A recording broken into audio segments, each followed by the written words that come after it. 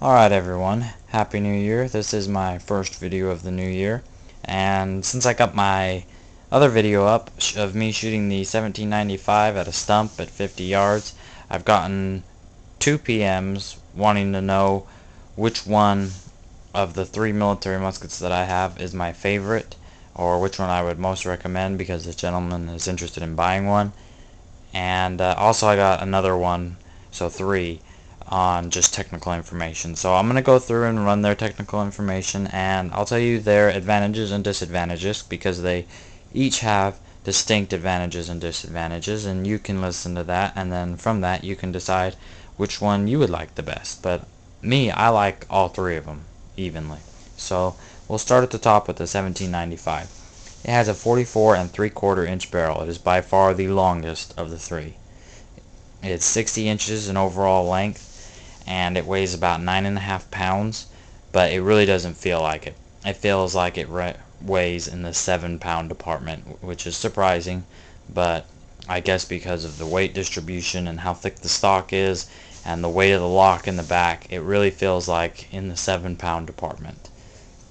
The Brown Bess. It has a 41 3/4 inch barrel, is 58 inches overall, and weighs 9 pounds exactly. It is 75 caliber. I don't remember if I said, but the 1795 is a 69 caliber. Last one down, the 1861 Springfield. It has a 40 inch barrel, and it is 56 inches overall length, and it weighs 10.5 pounds, the heaviest by far, and it feels the heaviest. So we'll start again at the top with the 1795 Springfield. It is basically an exact copy of the 1766 Charleville French infantry musket. They were the muskets that were predominantly used by the Continental Army during the American Revolution, other than the Brown Bess, which the militia already had issued to them. It was 50-50 in some cases, but it's 69 caliber, and the 1766 models, which I've seen, are marked US here on the tang, and you'll see it there. But this one, as you can see, is marked Springfield, and it has an eagle there with a cursive US underneath it. And also other authentic markings that you'll see is, let's see if I can get it to focus, this US marking here. There's a Roman numeral V. Another, it's hard to see because of the glare. Let's see if I can cover it up some. There's another Roman numeral V here. I guess you'll have to just take my word for it. There is an eagle head stamped here, and then a P there. And I apologize, but there they are. And it's, like I said, stamped US and V on the top. As far as smoothbore muskets go, this one has a distinct advantage over the Brown Bess in both accuracy and velocity that it can attain. The military loads are what I use, typically a .648 in a paper cartridge, or a .67, depending on how fouled out your musket is and how quick you want to be able to load it. But with that extra length in the barrel, the smaller caliber, you can get a lot higher pressures as far as the musket goes. I've loaded this one up to 150 grains and shot a .648 caliber ball at a solid dead live oak stump, so really hard, and gotten probably 1.5 inches, maybe even 2 inches of penetration at 50 yards. They really pack a wallop, and you gotta remember that is a flat round ball going in 2 inches, maybe even more, because I didn't have anything small enough that I could stick in there, but my finger was going in there quite a ways into solid oak. So that's some serious penetration. Historically, they were more accurate too. The elite infantry of the Continental Army was required to hit a piece of parchment paper at 200 yards with them with consistency. The standard on the Brown Bess was 100 yards. It is not as accurate, but in modern reproduction terms, that's really going to depend on who made your firearm. I wouldn't say that one is definitely more than the other. On mine, the 1795 is definitely more accurate, but you know, if you're buying a Pedersoli Brown Bess and an Indian made 1795, I can't promise you that your Indian made 1795 is going to give you, you know, the desired accuracy, just so you know. But I do have Indian made muskets, and they shoot just fine, they really do. And because it's not a Pedersoli, I'm not so worried about is it totally clean all the time, and I take them out more on the weekends, and I don't worry about them as much as I do my Pedersolis. Now, the Brown Bess, it has a distinct advantage in that it has a 75 caliber bore, and it's a little shorter. When you're standing up to load this one, it is a bit long, but the Brown Bess is a little shorter, and because you have that 75 caliber bore, you can get creative with your ammunition. Now, this Brown Bess here, I've shot candlesticks out of, I've shot some of my little sister's marbles out of, I've shot little pieces of chain link out of it. So you can really get creative in what you put down there. The general rule is, though, that you don't go over an ounce. I wouldn't go over an ounce of shot where that's concerned. And if you were going that heavy, I wouldn't go over 60 grains of powder either, of 2F. But the main thing that you guys will probably want to know, because it'll be affecting you every time you clean the gun, is that the Brown Bess has these pins that secure the barrel in.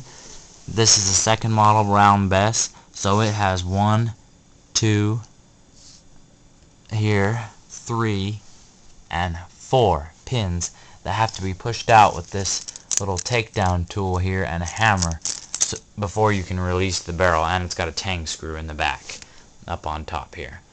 While the 1795 doesn't, it has these barrel clamps that are on here, so you don't need anything but your screwdriver to take it apart. So that is a distinct advantage that really helps with cleaning time, and you know, that's probably why we Americans adopted this as the standard infantry rifle over a pattern musket style rifle, is because of that right there, and accuracy. Americans, you know, we used to be riflemen first. So, and then the 1861 Springfield, again by far the heaviest. It is a rifled musket.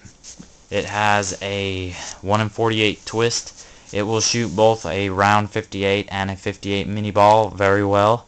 It is by far the most accurate of these. 300-400 yard shots, no problem. As far as a survivalist rifle, because again I like to tote these two Flintlocks as survivalist rifles, because black powder can be made very easily. As I was just telling you, this Brown Bess here, you can really get imaginative with the things you put down the barrel, and they don't require any modern anything. Flint can be found anywhere in the United States. Anybody, even if you don't know how to knap flint, you spend enough time with a hammer or a piece of deer horn and you'll eventually get a workable piece of flint.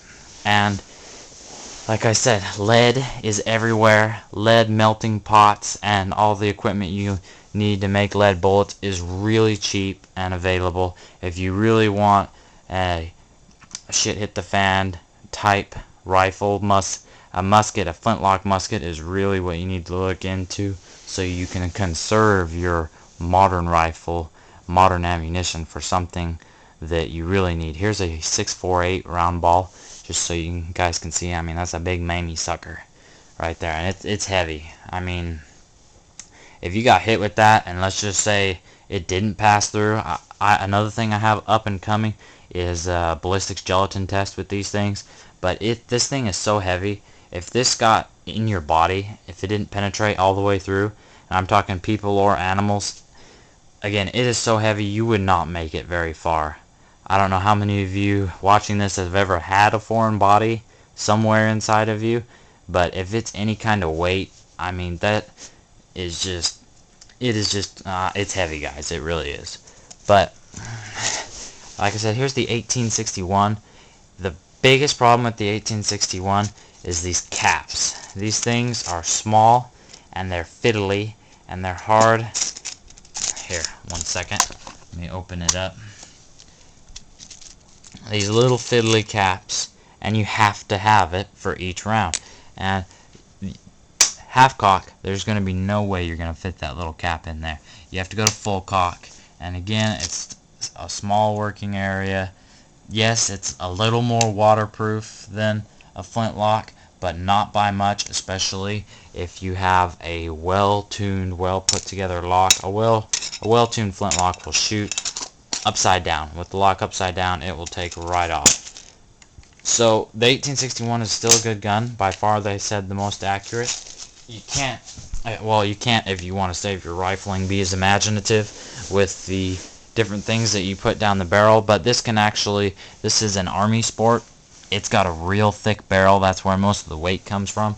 I've loaded this thing up to 300 grains and shot maxi balls out of it and getting insane velocity, 2,500 feet per second with the maxi ball, and a kick like twice what a 338 Lapua is. I can only shoot it twice, and then my shoulder is black and blue, and I do a lot of high caliber shooting. And I wouldn't recommend that, though. Again, I know this gun can take it. I've measured all of the parts. I have the proper things to do that. And not only that, on top of that, this gun has a fully glass bedded stock with several different bedding compounds on the inside.